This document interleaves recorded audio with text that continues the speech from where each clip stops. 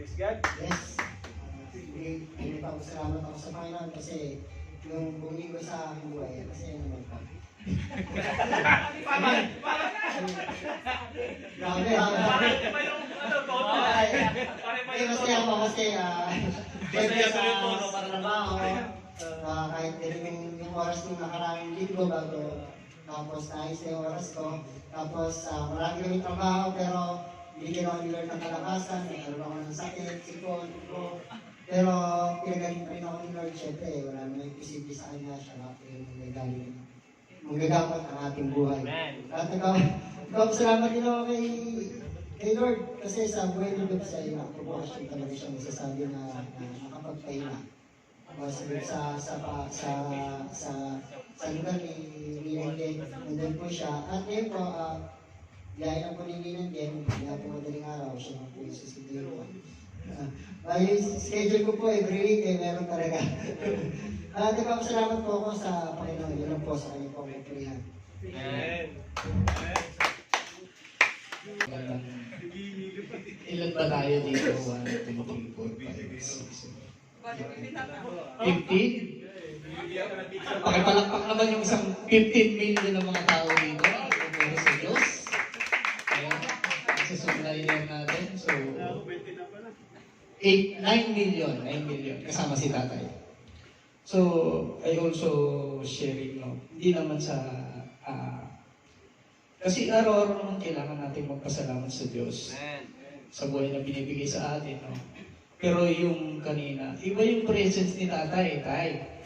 Okay naman yan. Totoong buhay po, sobra yung presence ni tatay. Talaga yung spirit nandun. Siguro, for the first time the whole life, promise to God. Ngayon walang naramdaman yung gano'n. Praise. Promise to God, the God is here. And also, sa mga kapatid natin, if you have the opportunity to standing here, don't be shy.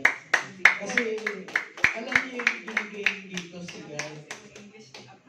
And, kasi nung una, alam niyo, totoong buhay, no? Galing ako sa training center also, public speak. Sanay ako sa public speak. Pero pagdating dito, iba talaga yung presence kay God eh. You know, alam nyo, nung una, hindi ko alam kung bakit yan. Sabi ko, bakit iba yung pakiramdam ko pag dito? Pero 50, 60, nung nasa training school, 50 people training, 50, 60 training, yung pinakamarami. Hindi ako ganito yung pakiramdam ko, pero pagdating dito, first time kong naranasan. Pag tunay na buhay lahat ng galing dito, pag umapa ka dito, sa unahan na to, iba yung pakiramdam mo. Sabi ko, bakit ganon? Parehas lang naman yung mga tao.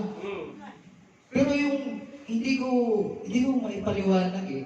Hindi ko siya maipaliwanag kung bakit ganon na. Siguro kay God ako nagpupuri, hindi sa tao. And also, alam niyo naman yung trabaho ko, meeting sa ganito, travel sa ganito. Pagdating ko doon sa isang branch like Albaha, Taib, also same. Ang kausap ko, branch manager, deputy supervisor. But this is not the same na yung kaba nandito.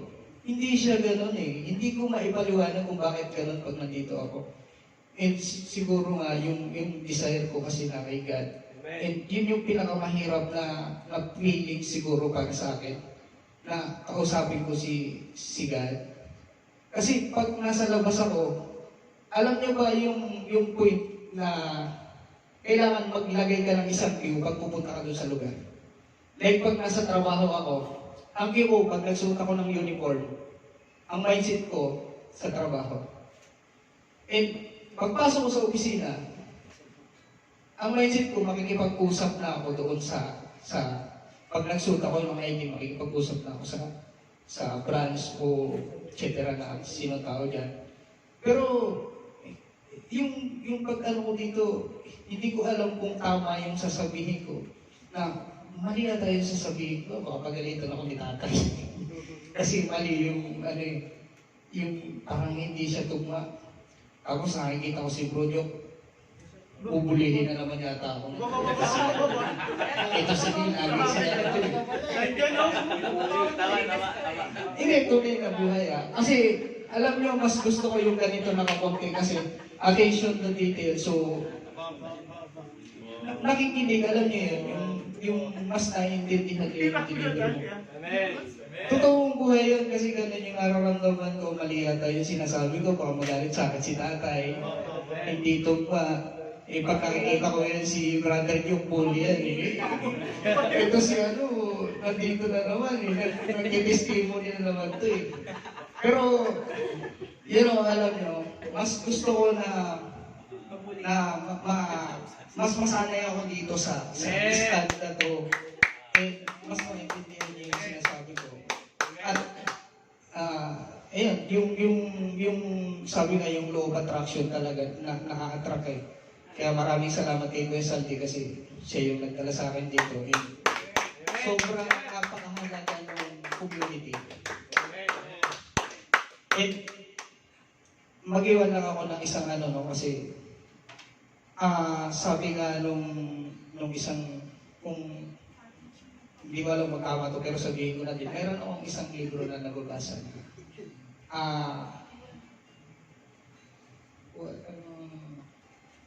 The Game of Life, How to Play It, ang title niya.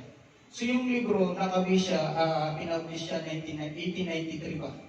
Yung libro, ang ganda kasi nakadepende siya doon sa Old Testament. So ang sabi niya doon, listen, attention guys. Ang ganda ng presence niya. Ang sabi niya doon, always pray to have eyes to see the best people. Your mind is forget the bad. Your mind is forget the bad. Your soul, yung thinking ko medyo na. Basta sabi, your mind is forget the bad. Your heart is forgive.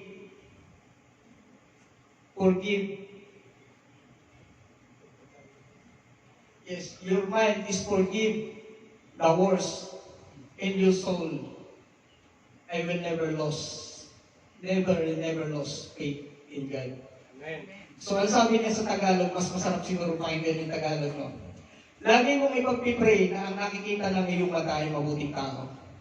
Ang iyong puso ay handang magpatawad sa pinakamasama, at ang iyong isip ay handang magbigay handang magpatawad sa pinakamasama, at ang iyong puso ay handang magbigay ng mabuti, at ang iyong kaluluwa ay hindi mawawala ang pananampalataya sa Diyos. So yun lang po. Sana may konting natutunan naman. And sa mga gusto magsalita dito, isa lang yun. Ang sabi niya doon,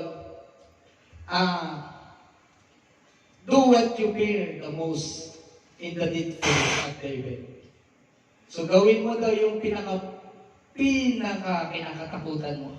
At kapag nandun ka na sa present na yun, mawawala yung takot mo. Sa lahat ng gustong tumayo dito, yun lang. Stick forward, sabi ni tatay.